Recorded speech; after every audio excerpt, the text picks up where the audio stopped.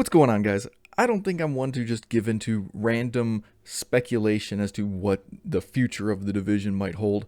Now, of course, I do like to, just kind of talk about the possibilities in the future. But when it comes to just raw speculation, I don't think I do that to an extreme degree. I mean, I might, partake a little bit. But if I was to say that I'm actually excited for Black Diamond Season 4, I would kind of actually like to tell you why I'm excited for it, or at least the potential that's there, or the potential that I see is there, because, this does look like it is going to be one of the best DLCs that the Division franchise has probably seen, and truthfully, it might only be second to Warlords of New York in terms of what it could actually bring to the game. So with that in mind, considering that this is all speculation, let's start diving into it, and hopefully I can explain just why I am excited for what Division Year 5 is bringing to the game. Now, to start this off, I kind of want to go into some of the things that I've been looking at and some of the, materials that I've kind of been forming some opinions around. All right. Now, if you haven't seen the roadmap, which I think most of us pretty much have, right? But you got, Broken Wings, Puppeteers, Vanguard, and Black Diamond.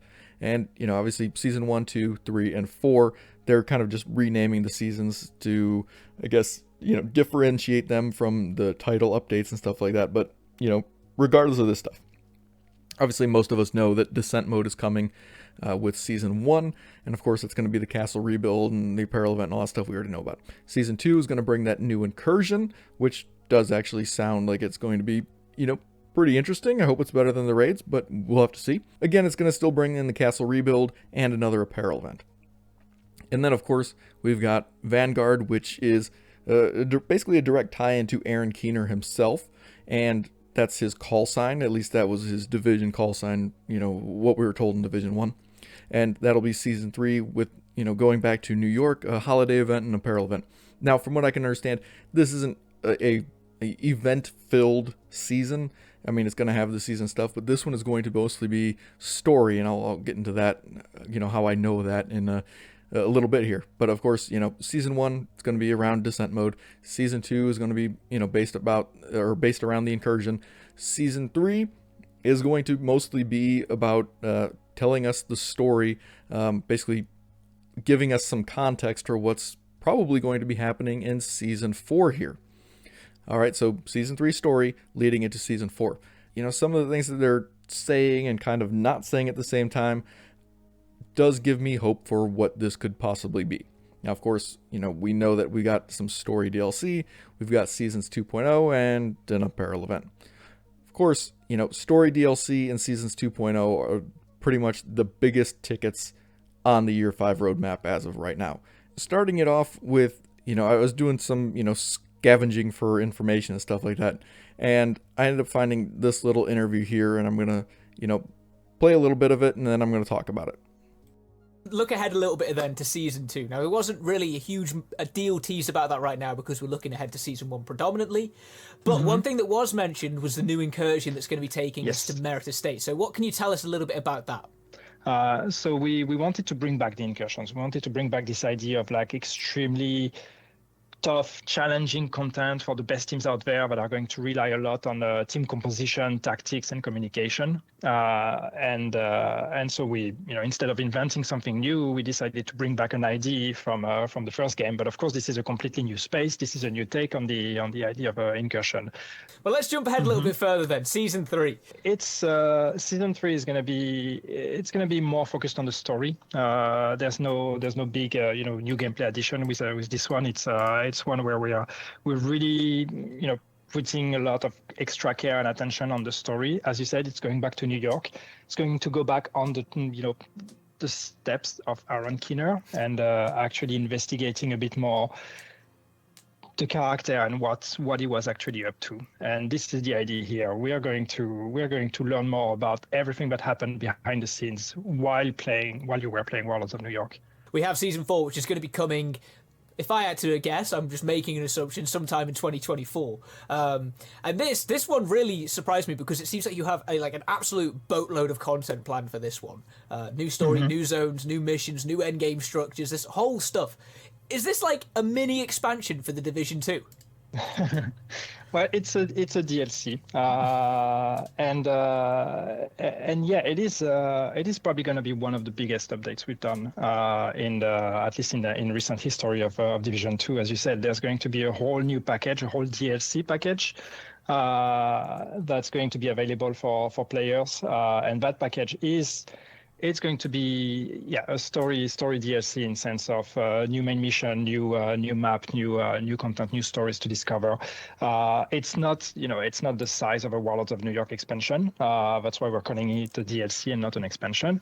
But it is us trying to go back to creating story content and new spaces to explore and new maps that you can go to and just discover new stories and new main missions. So that's really exciting for us to be able to do that. Now, when we get into season 3, what they were talking about again, talking about investigating some of the stuff that Aaron Keener was doing behind the scenes. Some of the stuff that we didn't see during Warlords of New York, but the stuff that was happening and kind of basically just wasn't covered by that part of the game. So a lot of that stuff where maybe what he knew about the Black Tusk, maybe what the Black Tusk knew about him, maybe what he was trying to do with the Rogue Network, that kind of stuff is basically where they're going with season 3. And then with season 4, obviously I'm going to put this somewhere, in terms of like a size range. It's not going to be close to Warlords of New York. Obviously that was like 4 districts. If I was to take a random guess, I would probably say that this story DLC is probably going to be somewhere around the size of West Side Pier, maybe a fourth of the size of Warlords of New York. I think it'll probably be a fairly small area, but I think it'll still be good considering, they're adding to it, and they hope to probably continue adding stuff to it as it goes. So we'll have to wait and see.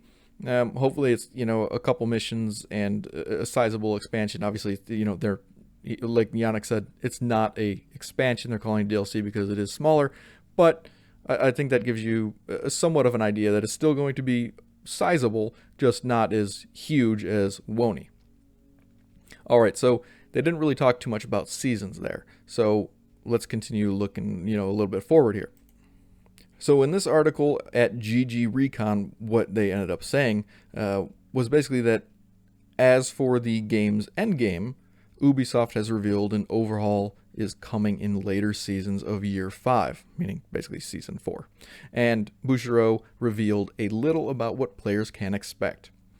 We want to restructure the endgame to make it more accessible and welcoming for new players. We want an endgame where every activity makes sense and gives meaningful rewards that will contribute to your build. And playing seasons is going to have a big hand in achieving those goals.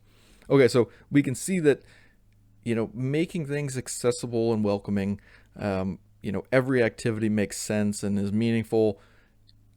We can pretty much take away that they are, I don't want to say reworking the activities, but I would say that they're putting it into a more friendly format.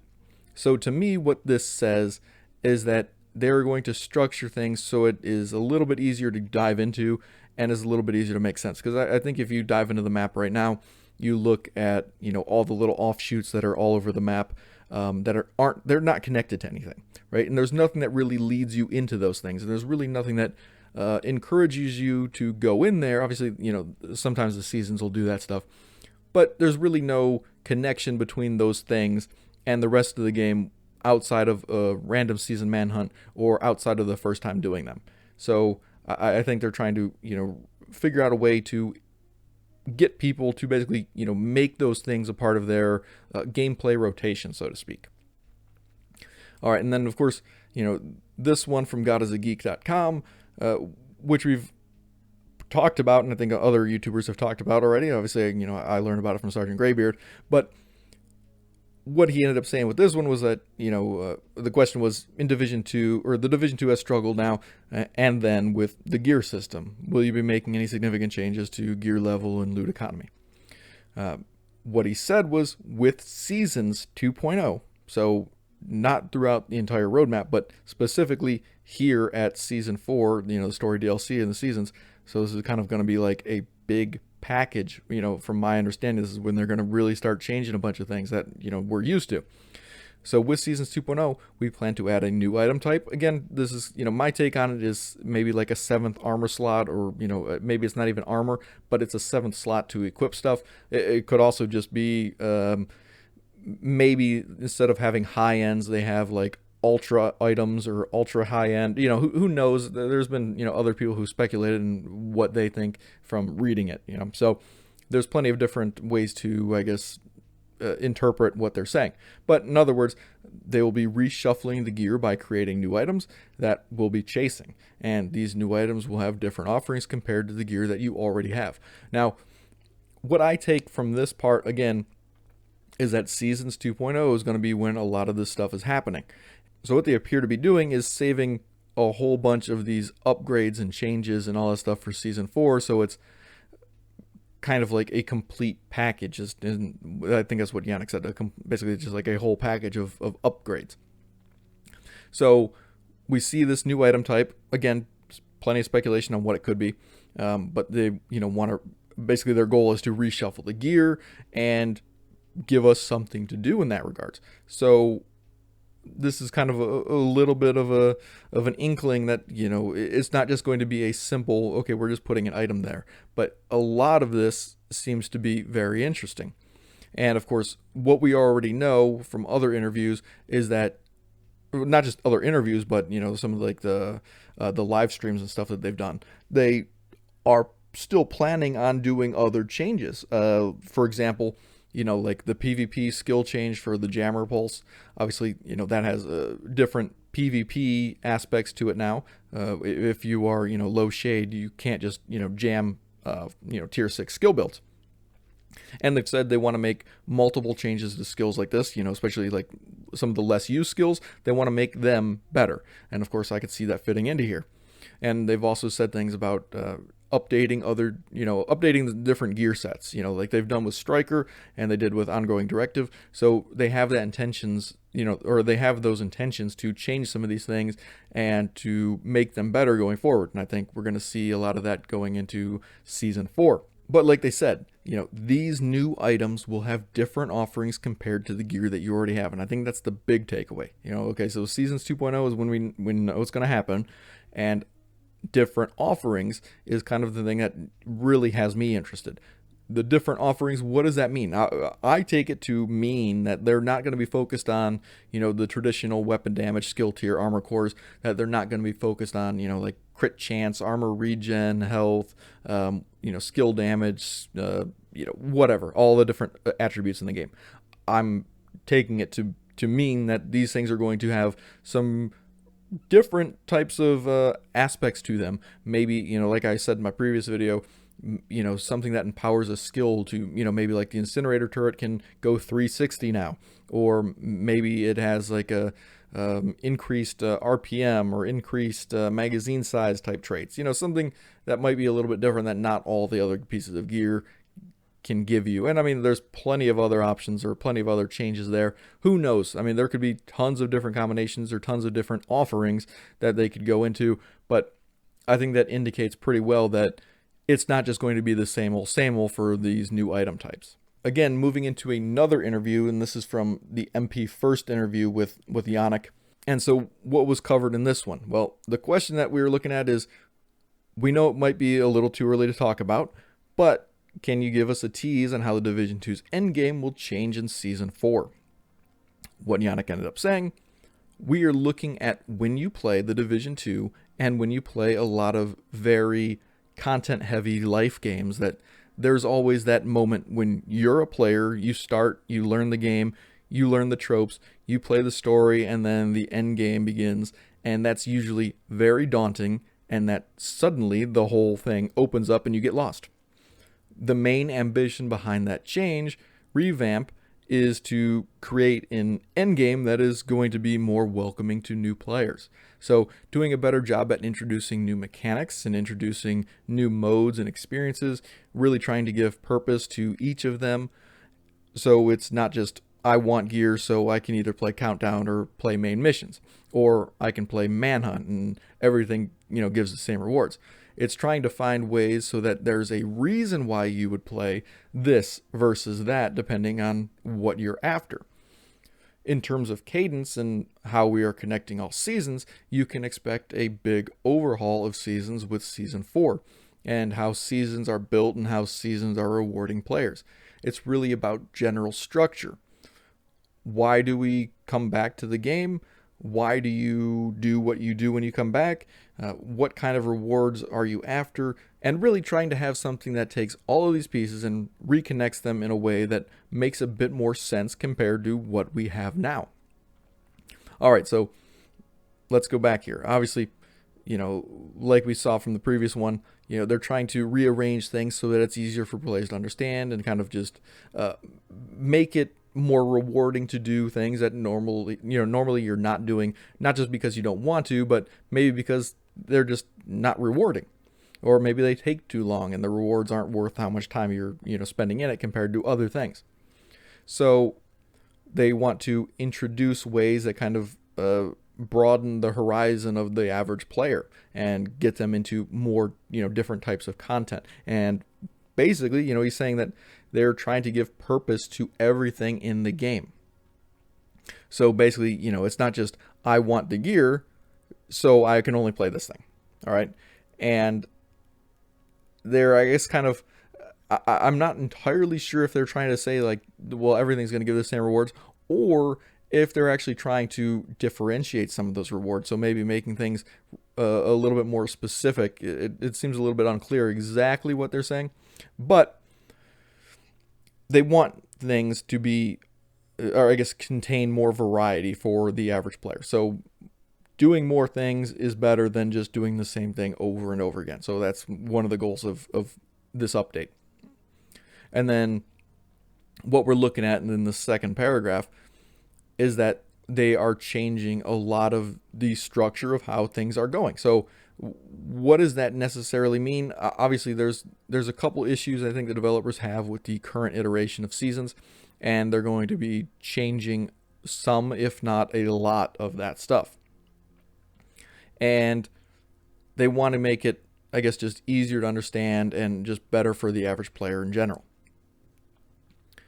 However, there was something really interesting when Rogue Gold here interviewed Morten Ryberg just very recently. Now, I've have a few spots in this video, actually just two main spots really that I'm going to cover in this video. There's a few other things that they talk about that I think are interesting. So if you haven't seen this interview and you do like to know about the division, I would definitely check it out because there are some interesting tidbits here. But the two main ones that I want to focus on right now, obviously the first one is going to be directed at kind of like WONY and some of the I guess the things that they have going on behind the scenes, but it's more along the lines of the stuff that he doesn't say that kind of has me interested here. So let's take a listen. Yeah, so the Warlords of New York expansion was very successful. Yes, it was. Absolutely. It generated a lot of retention in the game because it introduced a lot of systems that was tailored towards retention. Yeah. And that is, the foundation that we are basically working with right now.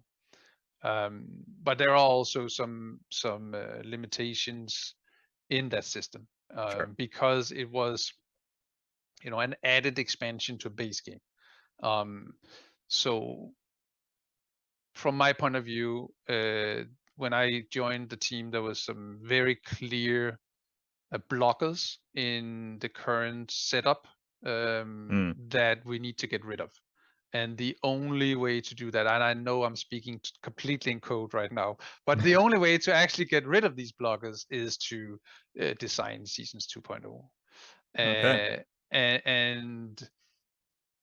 And then we kind of wanted to have like something else than just systems redone, and to balance that out, the DLC comes in, right? So we also deliver a content package to go along with that. Cool. All right, so this was a bit interesting because it kind of reveals a little bit of the behind the scenes stuff with WONY, and this is kind of one of the things that I've said has been a problem in the division, and it's kind of the paced on content approach that they have. Now, like he said that Warlords of New York was an addition to the main game. Yeah, like I've said, when you paste on things onto, the current stuff, generally it doesn't always fit cohesively with what you have natively. So sometimes that can create a lot of issues and basically just a lot of problems with code and a lot of problems with just consistency or progression. I mean, there's a lot of issues that can happen depending on, how you set everything up. And what he said here was that, there was limitations. And, he was kind of talking about the seasons, but he was also just talking about WONY in general, like the stuff that they added created these blockers, right?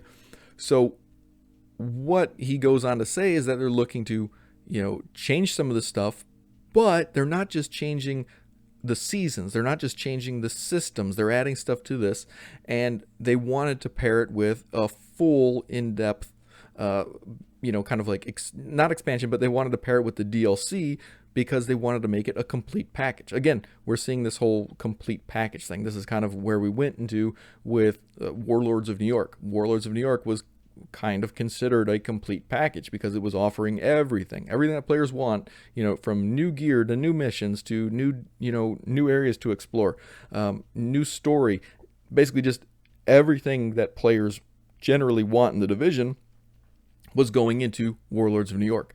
And we hear this same kind of talk now. So the question becomes, what are these blockers specifically that they're talking about? Now, to me, I get the feeling that they're either talking about, obviously I don't know the intricacies of their code and all the problems that they have behind the scenes. To me, specifically, what it sounds like they're talking about is two potential aspects.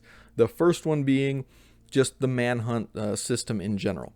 Now, with the manhunts, obviously, we've all seen it where the manhunt missions are basically always tied to a mission. They never occur outside of a mission. So maybe one of the limitations with the manhunt thing is that they always have to use, the whole bounty system to do, to do stuff in the game, and they always have to use a mission. So they always have to use, one of the various missions that are in the game already to go forward with a season. So maybe with Seasons 2.0, they're rewriting some of this stuff, and they're going to be able to go outside of the current, format and potentially make a new area for a manhunt, or, create a new temporary mission for a manhunt, or use open world assets, kind of like we see when we attack the White House. But when we attack, the White House, that is actually kind of like a mission already, although you might not remember it. When you start off the game, the first thing you do is defend that little harbor in wherever, you're defending the harbor, and then you fast travel to Washington, D.C. Once you get to Washington, D.C., it starts up a de facto mission where you have to take back the White House, or you have to defend the White House from the, hyenas, I think. But yeah, so you're defending the White House in the initial mission of the game.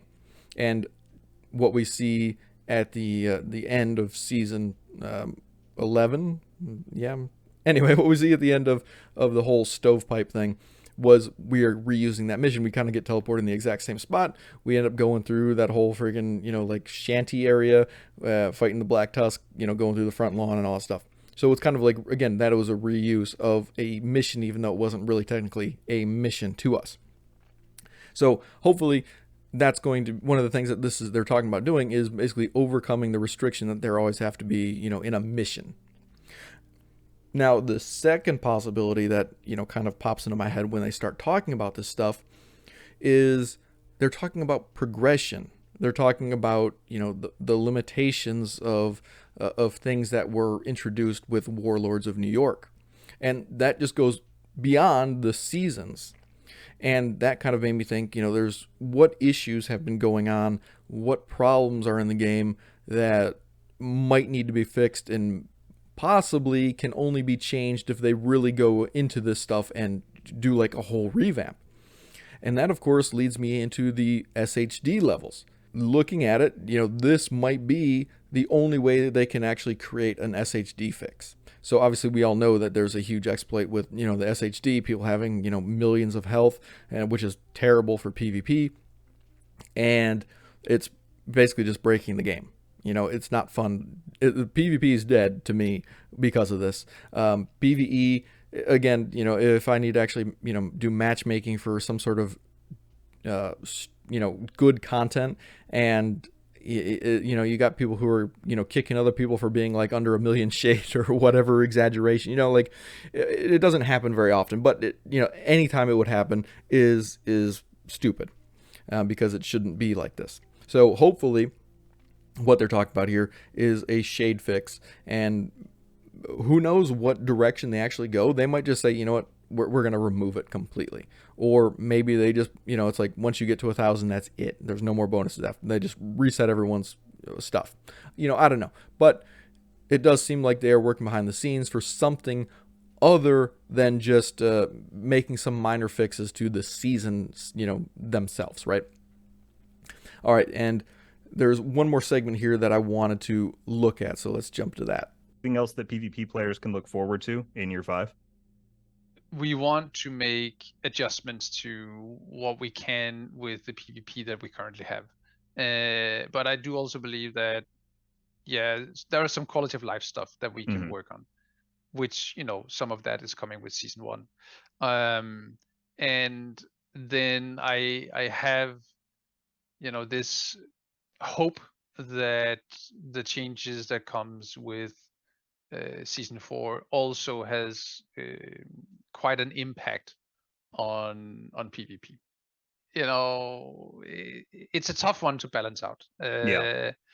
But I think at least we should try and shake things up from time to time. So there are a couple of things happening on that front. The jammer was just a tiny portion of things that we can do. We are looking at certain elements that we can see that is overused in the PvP space, to try and circumvent that from becoming stale and boring to play with or against. And at the same time, we're introducing a lot of new gear that we hope can have also an impact in PvP. I think the season 1 Gear set is very much something that I believe can have a huge impact in PvP. But again, we'll have to wait and see how the meta turns out once we get closer. All right, so I know the majority of us are not PvP. Most people who are in the division, again, PvE. At least 80% of the players are PvE only, or basically mostly, right? You might have a few people who, they kind of do a little bit of PvP, but that's not really the main thing they do for fun. Anyway, so if you are familiar with, the whole PvP, side of the division, many of you may, kind of feel like this is a bit of deja vu with what Morten was saying. And in fact, a lot of the times when they're coming out with some updated information, and then, like you go back to year 4, year 3, year 4, all this stuff, where they don't have anything specifically planned for PvP, but they have a lot of in-game changes going on. What they normally say is, something along those lines where, well, we don't have anything specifically for PvP, but we are changing a bunch of things, and it will definitely impact PvP. So what kind of things have they done in the past? Well, usually this revolves around, gear changes. Maybe they update specific things and change things around. Maybe they fix things. Maybe, we're talking about, again, the jammer pulse kind of thing where they, are changing skills to be more or less effective in PvP. Maybe they're changing some of the gear sets around to be more or less effective in PvP. Maybe they're doing some different, balancing in terms of weapon damage or whatnot. But to me, the way that he's kind of talking about it really seems like there's something else besides, like if this was just the standard, well, we plan on, changing these gear sets, or we plan on changing, these skills. That would be kind of like an easy, you wouldn't have to really hide that because they've already talked about that stuff. They have plans where they want to balance out different skills and they want to balance out different pieces of gear. But the fact that he's being a little bit coy about it, we go through everything else we've been talking about, how they're updating systems and changing things around and revamping things. To me, again, maybe I'm being overly optimistic, maybe I'm being a little bit too hopeful, but there are issues that I have in the game, and I really hope that they get resolved and looked at. And some of those issues are just the lack of progression, or at least meaningful progression. They've introduced expertise, last year I think it was, and before that obviously we had the shade, but now of course at this point in time we all know the exploits for SHD and expertise have caused a lot of problems, and they've kind of I don't know, they've ruined a lot of the fun. And to me it seems like those things being fixed would of course have some impact in PvP. And it seems like whatever new progression that they might be adding will also impact what they plan on doing for PvP. So I don't know specifically what they are going to do. Again, this is all speculation.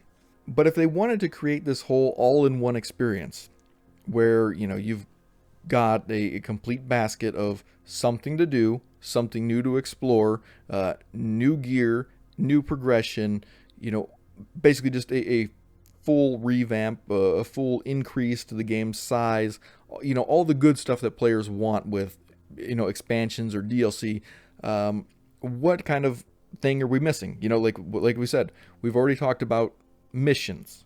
All right, a new expanded area in the map. Great. Okay, we already know there's new items and new armor, new weapons, new exotics or brand sets or gear sets or whatever they've got in the pipeline. Those are all kind of steady things that are going to happen. But the thing they haven't really talked about at all, the thing that is kind of like floating there in the background, like it's part of what they're talking about, but they never address it directly, is progression. And they throw this out constantly, like, they want player progression to mean something. They want to have, something to do and something to obviously, go for. And, again, one of my problems with Division 1 was that, they would have the world tiers without anything to do in the game. And that was annoying to pretty much every player, right? Like just artificially saying like, okay, well, now there's a new gear score to go after, go get it. But you have to play all the same stuff. Players don't like that. And of course, when you add in things like, expertise, but there's really nothing else new to go after, again, it kind of leaves a bad taste in a lot of players' mouths because, look, I'm already doing this stuff for, the 5th year, and you're asking me to just keep doing it so I can get this expertise stuff. Like, it feels bad. So now they're finally doing this thing where they're actually adding all this content. And they haven't talked about what kind of progression is going to be there. So again, this is speculation on my part, but could we finally be seeing the arrival of like level 50? So Warlords of New York went from level 30 to level 40. Could this DLC in Season 4 finally bring about level 40 to level 50? And before you're like, oh my God, I don't want to do that.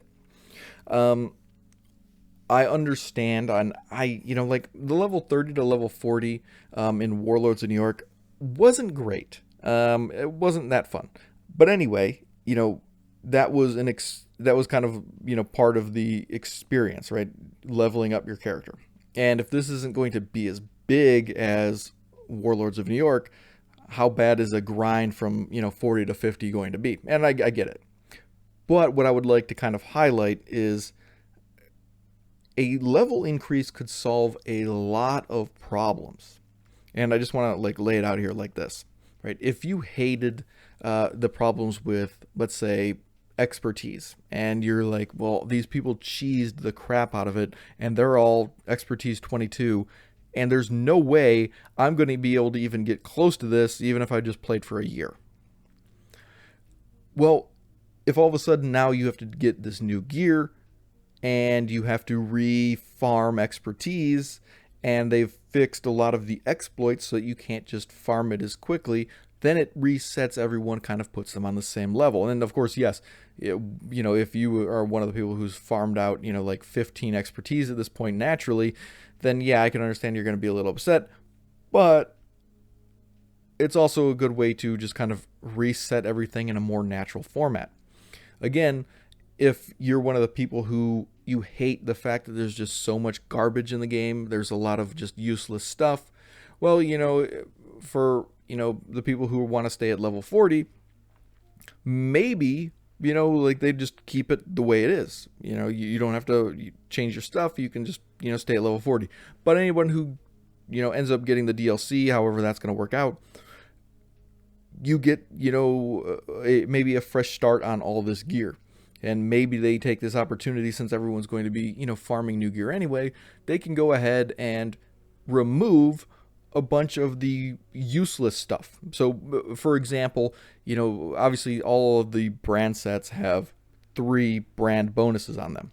Well, a lot of those brand sets never get used because the bonuses are not worth it, or there's something that's just better, right? And this could be a good way. Maybe they just start cutting out some brand sets. So like, from 41 to 50, you're no longer going to see these brands anymore. And instead, what you're going to now get is brand sets with like 6 bonuses. So you can put on 6 pieces of the same brand and get 6 different bonuses. Or maybe, the last 3 are just empowered versions of the first 3. So like maybe like something like, let's say Fenris, right? Obviously the first piece bonus is 10% AR damage. Well, maybe in a new model that they decide to build, again, speculation, but maybe, the 6th piece bonus is like 30 or 40% AR damage. I mean, that could be huge and really good. And of course, since, you're slimming down the amount of brands in the game, you don't need to keep a huge backlog, right? If they cut out half of the brands, that would be great, because, usually you're not carrying like one Fenris mask. Usually it's like I've got, 2 Fenris masks and 2 Fenris chests and 2 Fenris knee pads and 2 Fenris holsters and blah, blah, blah, right? Well, if you have 2 of every single brand set and every single, gear slot, that creates a huge headache for your inventory, no matter how many characters you've got, right? And the same thing, could be said about gear sets. If there's so many, gear sets, but a lot of them are useless, well, let's cut some of this stuff out. And that could be a great way. Again, not saying that that's exactly what's going to happen, but if they, again, change the level progression from 40 to 50, they could use that opportunity to cut out some of this stuff without affecting, the level 40 stuff. So like, going into it, okay, I'm leaving level 40, this stuff's not going to appear anymore, and it's all going to be changed around, which is great. It reinvigorates a lot of the stuff, like they're talking about, reinvigorating, giving, new reasons to do stuff, having, new stuff in the game, and, basically just changing up build diversity and all that stuff. Easy way to do it in a natural format, because they're adding new content, they're adding new things to do, new story, new areas of the map to explore. Why not take this opportunity to do something like that? It could be a great thing. Again, it doesn't have to be necessarily that. For all we know, the new item that they're adding could additionally be some sort of progression system. So for example, I'm trying to think of a different video game that would do something like this, but I can't remember off the top of my head. But for example, I think Destiny, let's just take Destiny for example. There are certain like weapon banners or whatever that it actually has like a kill counter on them. So the more kills you get with a weapon, the higher your counter on that banner increases. Maybe I'm butchering that completely. It's been a while since I played Destiny. But anyway, if you think of it like that, what happens if this item that they're adding is like has its own experience bar, has its own kill counter, and so the more AI that you take out while having this thing equipped, the stronger it becomes. So like it becomes its own progression system by having it equipped. It's not quite like the expertise system. It's just specifically unique to this item. And depending on which version of the items that you might have equipped, you get different bonuses that strengthen up, the more that you use it. Basically like an SHD system or an expertise system that is specifically just related to this one item alone. And it kind of has, you know, you get unique bonuses for it the more that you use it. That could be really cool. Of course, I hope it has like some limitation to it. You know, you can't just get it infinitely. But again, it really just seems like they're going in a direction that's not just content. That's not just new items. That's not just, you know, new story. But it really does seem like they are adding some sort of progression system, whatever it's going to be. Or maybe they're just changing the current progression systems, you know, remediating a lot of the errors or problems that they have with them, and maybe making it a little bit more fair for new players. So, which I could also see, because like I said, you know, they want to make it interesting and make it, you know, a little bit more fair for new players and returning players. And they really want to kind of be a little bit more inclusive with what they're doing. So maybe they're are going to not just, you know, necessarily add a new progression system from like 40 to 50, or a new, you know, expertise based type system, or a new, you know, SHD modifier or something, but maybe they are going to find a way to actually avoid some of the cheese that has happened, or at least fix some of the cheese, or maybe, you know, correct some of the exploited content and that kind of stuff. Who knows? As of right now, you know, what they are saying, what they are presenting, kind of, you know, what they're avoiding talking about, it has me interested. I'm not gonna lie. I'm not gonna say like I'm, you know, full on, you know, pedal to the metal, kind of, you know, like excited. But as far as what I hope from the Division 2 at this point, this seems like a really good step forward. And, you know, like I've talked about, you know, I haven't really been happy with the way that, you know, Massive has handled the Division, really at all. I mean, every time, you know, like just going forward from, you know, the launch in 2016 to now, it seems like there's been, you know, like maybe, you know, a few steps forward, but a lot of steps backward. A lot of just dumbing down of systems and just making things way too easy, and just not really, you know, having a very good attention to detail when it comes to maintaining the game, or, you know, thinking through the additions that they're putting in.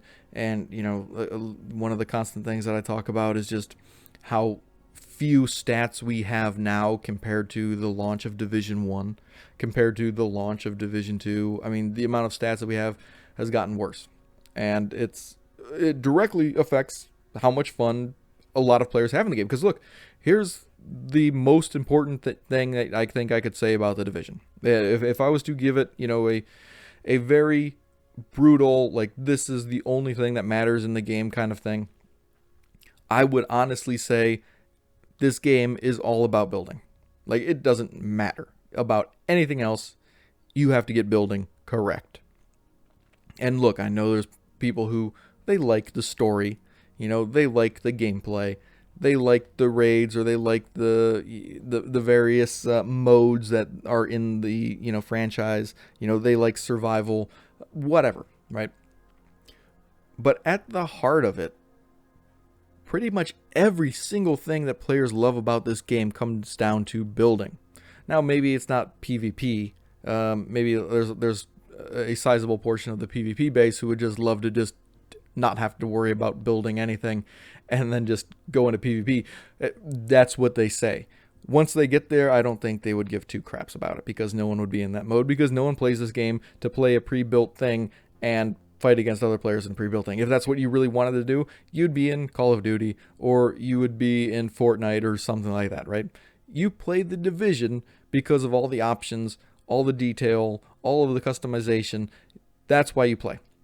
And that is really what the game needs to get right, needs to focus on, needs to make the best single thing about this franchise.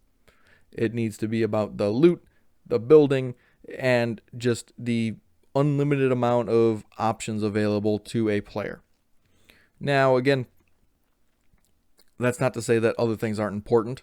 I mean, yes, I would like to have some story to go along with my looting. Yes, I would like there to be good, smooth combat. Yes, I would like there to be interesting skills and such. But of course, you know, skills I would consider part of building.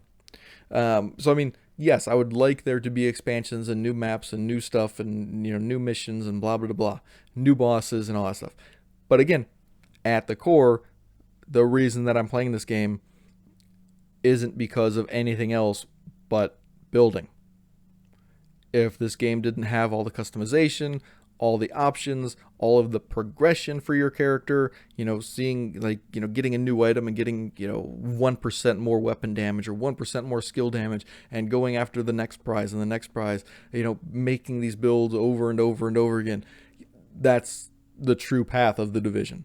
And if that's not what they're focusing on, right? If that's not what they're bringing bigger and better with year 5, then really there's no reason to continue it. So again, I hope that what we are seeing with year 5 is the start of some really enhanced build mechanics, some, you know, really good gear items, some really good talent reworks, really good skill reworks, just a good amount of attainable progression systems. That's what year 5 needs to bring, in my opinion. And it does look like while they're not talking about it directly, it does look like some of those things are there in the background, and they are really trying to kind of avoid, you know, getting our hopes up and just kind of giving themselves the time to get those things right. And, you know, again, this is probably where the whole specialization rework fits in, because they want to make sure they get it right before they even talk about it. Hopefully it hasn't been canceled or canned or whatever we want to say. Hopefully it's still there in the background. But yeah, those are the things that they really need to nail. You know, again, story, missions, expansions, you know, whatever, that comes second. They need to get the building right, because that's really where the game is. But anyway, thank you guys for watching this video. You know, let me know in the comment section if you agree with what I'm saying, if you completely disagree. You know, whatever, let's have a good discussion on what your actual thoughts are. But thank you for watching. I'll see you in the next one.